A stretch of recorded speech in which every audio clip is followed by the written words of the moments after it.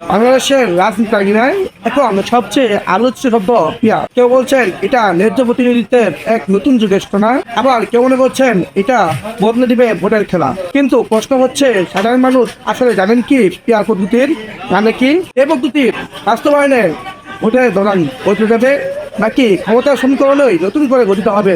আজকের প্রতিবেদনে আমরা দেখব এই আলোচিত সমালোচিত পিয়ার পদ্ধতি নিয়ে সাধারণ মানুষের ধারণা কতটা পরিষ্কার আর কতটা বিভ্রান্তিকর।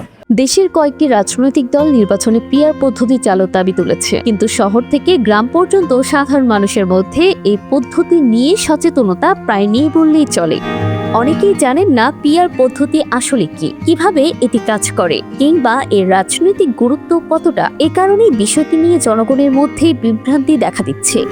সাধারণ মানুষ জানান, আগে কখনো এই পদ্ধতির প্রয়োগ বা নাম শোনেননি তারা। তাই পিয়ার পদ্ধতি বাস্তবায়নের আগে এর মৌলিক ধারণা ও কার্যপ্রণালী সম্পর্কে জনগণকে জানানো জরুরি। এতে মানুষ বুঝতে পারবে পিয়ার পদ্ধতির তাৎপর্য ও প্রভাব।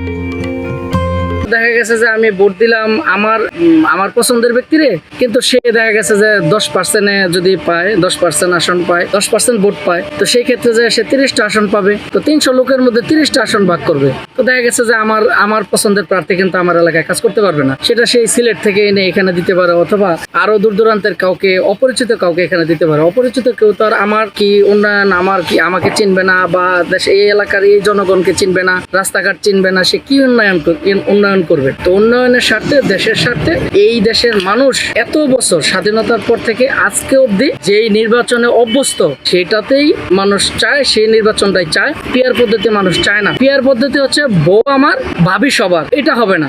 দেশের মানুষ এটা চায় না। পিয়ার পদ্ধতি এই দেশের মানুষ গ্রহণ করবে না। পিয়ার পদ্ধতি বিষয়ে এই সম্বন্ধে আমি কোনো অবগত না। আমি শুনতেছি কিছু একটা মহল পিয়ার পদ্ধতি চাচ্ছে, এই সম্বন্ধে আমি বুঝি না। আমি মনে করি আগের মতোই সুষ্ঠু নির্বাচন হোক, এটাই মনে করি। পিয়ার পদ্ধতি হচ্ছে আসলে এটা সম্বন্ধে সঠিকভাবে জানি না। আর আমি মনে করি পিয়ার পদ্ধতিতে আসলে ঠিক হবে না, যেহেতু সাধারণ জনগণ যারা আছে ওরা তো আরো এই সম্বন্ধে বলতে পারবে না বা জানে না। এখন ঘটনা হচ্ছে যে পিয়ার পদ্ধতি হচ্ছে যে দলের মধ্যে দলের এগেনস্টে ভোটটা যাইতেছে। আর পিয়ার পদ্ধতিটা হচ্ছে যে যোগ্য লোক সে ভোটটা না পাইয়া দেখা গেলো যে দলে চলে গেল, একজন খারাপ লোকের সে জয়যুক্ত হয়ে গেল। তো এটা তো আসলে ঠিক না। আমরা সারা জীবন ভোট দিয়ে আসছি, ব্যক্তি হিসাবে ব্যক্তিকে ভোটটা দিয়ে আসছি, কিন্তু ব্যক্তিকে আমরা ভোট দিতে যদি সে দলে চলে যায়, সেই লোকটা তো যোগ্য ব্যক্তি নাও হইতে পারে। ভাই পিয়ার মেরছি না ভাই, এই সম্বন্ধে কিছু বলে নাই তো কেউ আমাকে। কোন দল চাইছে কি তো আমাদের আগে কিছু বলে নাই, কিন্তু আমরা চাইতেছি যে ব্যক্তি ভালো লোক নির্বাচন করুন, তাকে আমরা ভোট দিচ্ছি। পিয়ার পদ্ধতি আপনি বুঝেন কিনা? না, এই সম্বন্ধে বলে নাই, বুঝিও না।